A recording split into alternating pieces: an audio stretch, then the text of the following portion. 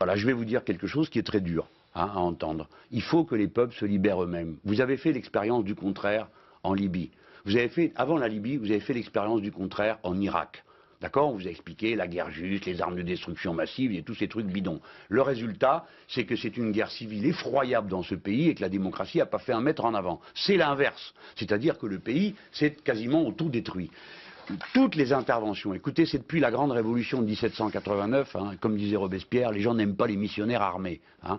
Eh bien, tous ces gens sont des missionnaires armés. Et chaque fois qu'on fait ça, qu'on intervient militairement, le résultat est un désastre. Alors, au Nord-Mali, par exemple, il faut intervenir ou pas? Bah, vous voyez, le Nord-Mali, pourquoi y a-t-il un problème? Parce que nous avons fait la guerre en Libye dans des conditions telles que les armes se sont répandues de tous côtés. Eh bien, je vous redis qu'au Mali, il n'y a pas de solution militaire. Je vous le redis très tranquillement. Par conséquent, au Mali, ce qu'il faut faire, c'est la concertation nationale et des élections. C'est ça qu'il faut faire au Mali. Ce n'est pas des coups d'État et des interventions militaires. Si vous faites une intervention militaire, si vous aidez les uns contre les autres, le résultat, c'est que vous aurez la... Il ne faut pas aider à éradiquer AQMI au Nord-Mali, selon vous?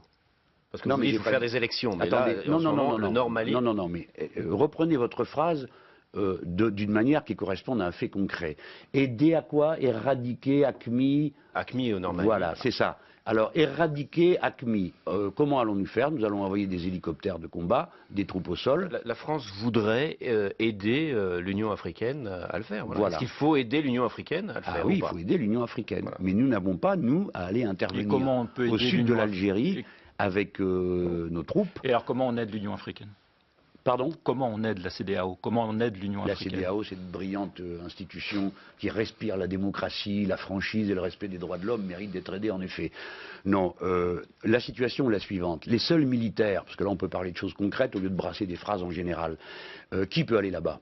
Hein, qui peut faire un travail politique et militaire qui tient à peu près la route avec les armées africaines? Qui peut le faire? Hein? Il n'y en a pas 50 de pays. Le Nigeria et le Sénégal. Le Nigeria, ils sont anglophones.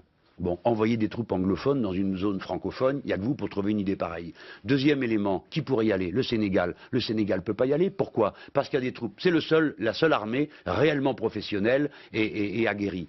Que peut-elle faire? Que peut faire? Il ne peut pas parce qu'il y a les soldats de l'ONU au Sénégal sur la question de la Casamance, alors que les Sénégalais sont nos frères et ne mériteraient pas tout ça. Mais bref, c'est eux qui ont demandé à être aidés pour résoudre le problème de la Casamance. Comme quoi, vous voyez qu'en Afrique, on est aussi capable d'avoir des positions ouvertes. Donc voilà, qui voulez-vous envoyer? Qui va-t-on envoyer là-bas? Hein?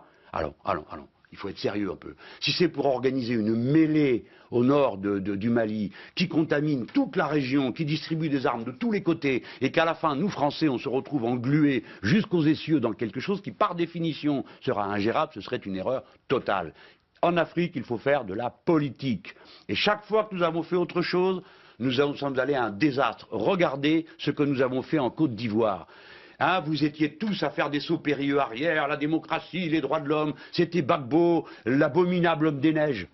D'accord, il est là-bas maintenant, au tribunal international. Des centaines de gens sont en prison, qui ne sont ni jugés, qui ne donnent lieu à aucune espèce de travail judiciaire. Le fils de Gbagbo, qui a pour unique motif d'inculpation qu'il est le fils de Gbagbo. Cet homme n'a jamais eu aucune espèce d'activité politique, a été détenu pendant des mois et des mois dans une fosse et personne ne l'a défendu parce qu'il s'appelait Gbagbo. Qu'avons-nous fait en Côte d'Ivoire? Qu'est-ce que nous avons rétabli? Qu'est-ce que nous avons fait de si beau que ça vaille la peine qu'on s'en vante aujourd'hui? Rien. Eh bien maintenant, ça suffit. La politique à l'égard de l'Afrique, ça peut être que d'aider sans cesse à ce que l'on se parle, à ce qu'il y ait de la démocratie et à ce qu'on vote.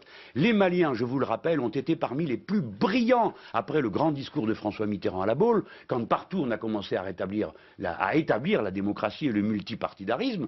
Eh bien, les Maliens ont été parmi les plus formidables, les plus exceptionnels.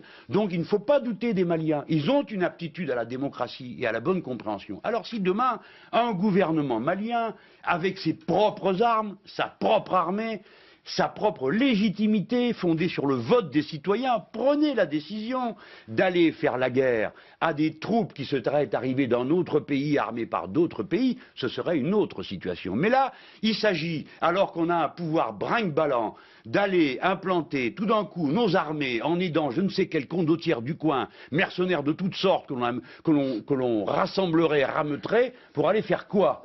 Hein? Se battre contre, vous m'avez dit quoi là, l'AQMI, le machin, c'est-à-dire quelques bandes armées qui sont là, qui prennent prétexte de l'islam pour se livrer à toutes sortes de banditisme, qui n'ont rien à voir avec l'islam, il suffit que vous vous renseigniez auprès des musulmans, ben, tout ça est une honte. Donc commençons par rétablir, aider les Maliens à se redonner un État, une armée et une démocratie, et ils seront capables de régler eux-mêmes les problèmes.